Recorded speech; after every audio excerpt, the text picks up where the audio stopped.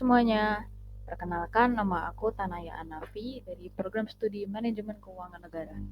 Pada kesempatan kali ini, aku akan membahas mengenai Bank Sentral dalam kebijakan moneter. Gak perlu berlama-lama lagi, simak yuk. Sebelumnya kita harus tahu dulu nih, apa itu institusi moneter. Jadi, institusi moneter adalah instansi yang bertanggung jawab atas kebijakan moneter di sebuah negara yang bertujuan untuk mengawasi sistem perbankan dan mengatur jumlah uang dalam perekonomian. Institusi moneter ini biasa disebut dengan bank sentral dan kalau di Indonesia namanya adalah Bank Indonesia. Tetapi dalam praktiknya kita akan banyak memandang Fed atau Federal Reserve sebagai kiblat dari kebijakan moneter kita. Kenapa Bank Sentral Amerika Serikat ini menjadi kiblat dari kebijakan moneter kita? Karena pengaruh ekonomi global Amerika Serikat itu memengaruhi sebagian besar perekonomian dunia dan juga dolar itu dijadikan sebagai mata uang cadangan dunia.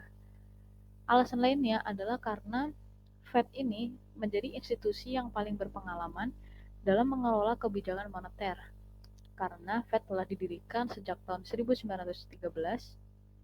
Jadi, bank sentral lain itu sering mempelajari strategi dan pendekatan yang dilakukan oleh Fed dalam memutuskan kebijakan moneter. Contoh penerapannya misalnya Fed itu menaikkan suku bunga. Akibatnya bagi bank sentral Indonesia, dia harus menyesuaikan dengan kebijakan tersebut. Menaikkan suku bunga oleh Fed itu berarti aliran modal asing di Indonesia itu bisa saja menurun karena investor yang sebelumnya telah menanamkan modal di Indonesia, mereka lebih tertarik untuk membeli obligasi di Amerika Serikat karena kebijakan mereka tadi yaitu untuk menaikkan suku bunga. Kurang lebih kayak gitu. Selanjutnya, kita masuk ke wewenang bank sentral. Kita ambil 3 yang paling utama. Yang pertama ada mengatur bank umum untuk memastikan mereka mengikuti undang-undang demi praktik perbankan yang sehat. Jadi, wewenang yang pertama ini berarti bank sentral itu menetapkan regulasi, misalnya dengan mengeluarkan kebijakan makroprudensial. Makroprudensial adalah kebijakan untuk mengawasi dan menjaga institusi keuangan dari risiko-risiko sistematik maupun risiko lainnya. Misalnya, dengan cara menetapkan ketentuan pinjaman hipotek. Kemudian, wewenang bank sentral yang kedua ada bank sentral itu bertindak sebagai bank bankir sekaligus lender of last resort. Bank sentral sebagai bank bankir artinya dia itu sebagai institusi tertinggi di antara bank lainnya.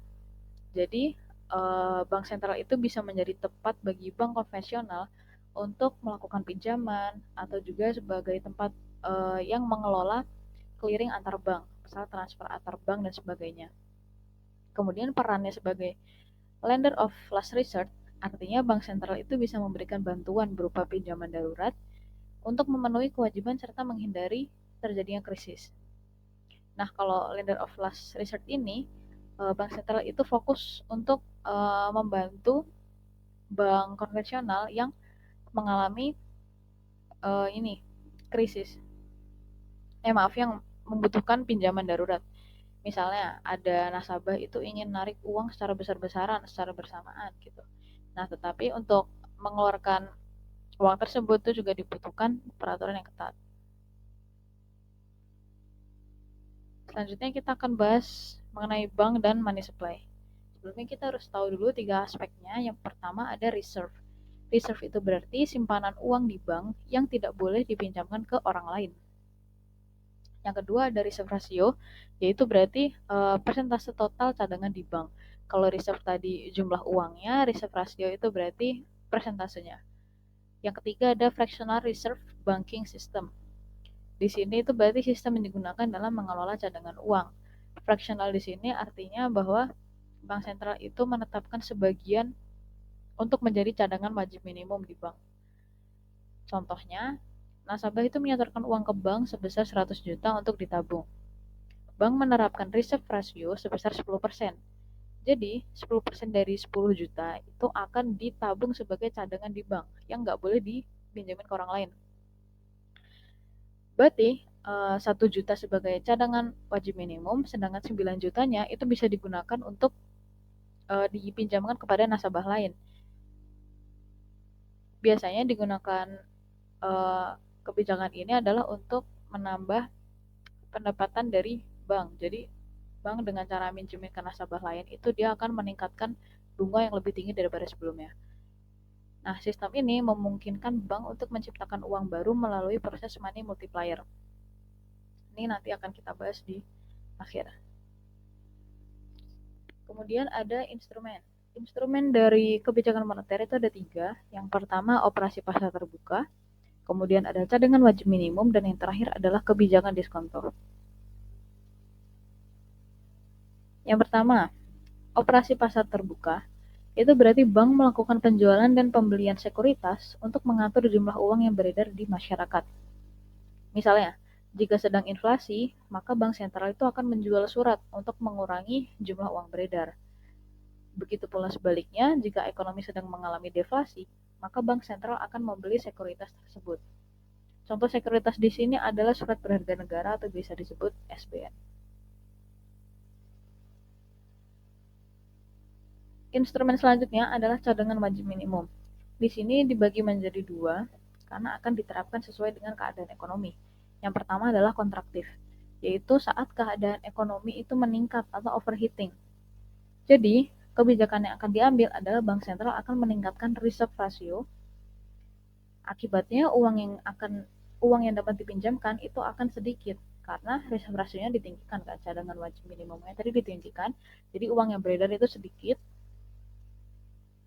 dan bisa mengurangi terjadinya inflasi. Kemudian kalau kebijakan selanjutnya itu yang ekspansif, yaitu berarti diterapkan saat keadaan ekonomi itu menurun atau resesi. Jadi bank sentral akan menurunkan reserve ratio.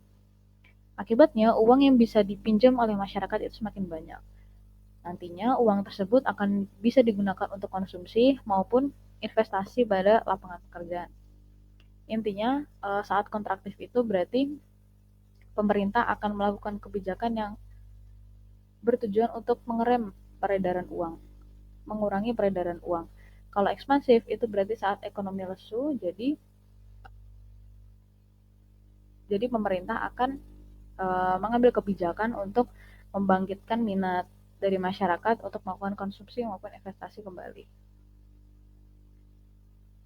Ini berhubungan dengan money multiplier yang tadi sempat kita singgung, bahwa ketika bank melakukan pinjaman dari cadangan wajib minimum, money supply-nya itu akan bertambah. Kenapa bisa gitu? Karena misalnya gini nih, reserve ratio-nya 10%. Misalnya ada orang menabung 30.000, berarti 10% dari 30.000 adalah 3.000 yang dijadikan cadangan di sana. Jadi 27.000-nya bisa dilakukan peminjaman kepada nasabah lain. Kemudian kita hitung money multiplier, rumusnya adalah 1 per reserve ratio, hasilnya adalah 10. Kemudian money multiplier ini kita kalikan dengan excess atau uang yang bisa dipinjam oleh nasabah lain tadi. Jadinya uang barunya itu 270.000. Ini yang disebut money supply. Jadi semakin banyak pinjaman yang diberikan bank kepada nasabah lain, maka akan meningkatkan money supply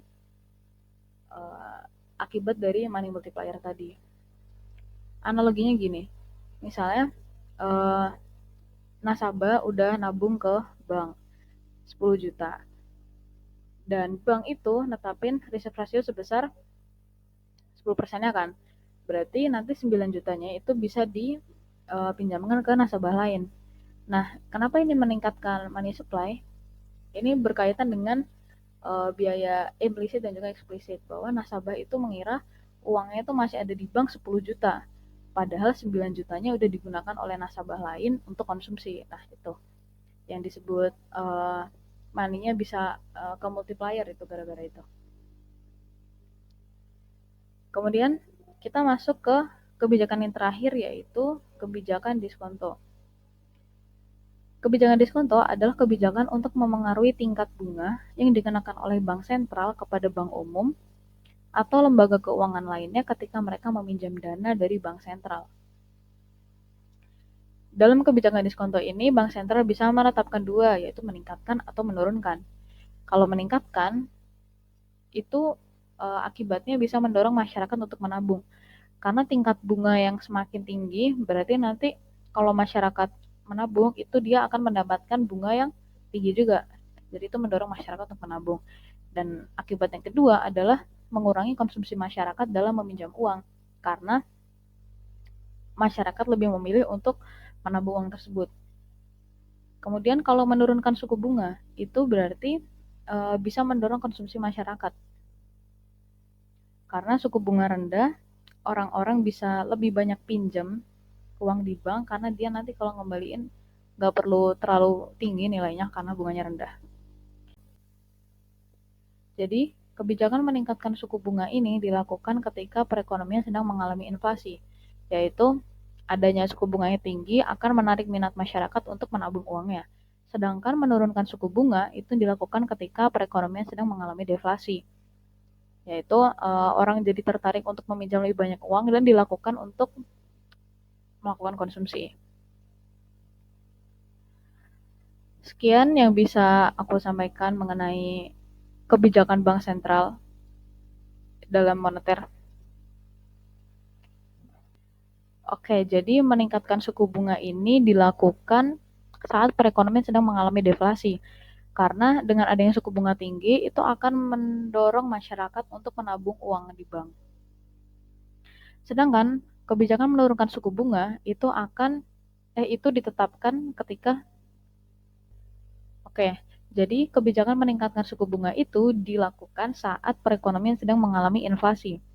Karena masyarakat akan lebih tertarik untuk menabung uangnya di bank akibat suku bunga yang tinggi tadi. Kebalikannya, menurunkan suku bunga berarti dilakukan saat perekonomian sedang mengalami deflasi, yaitu akan menarik minat masyarakat untuk meminjam uang lebih banyak, jadi uang beredar akan lebih banyak dan juga mendorong konsumsi masyarakat. Oke, sekian yang bisa aku sampaikan. Semoga bisa memberi manfaat untuk kita semua. Sebelum diakhiri, aku ada sebuah kata-kata. Push yourself because no one else is going to do it for you. Terima kasih atas perhatiannya. Semangat untuk kita semua. Wassalamualaikum warahmatullahi wabarakatuh.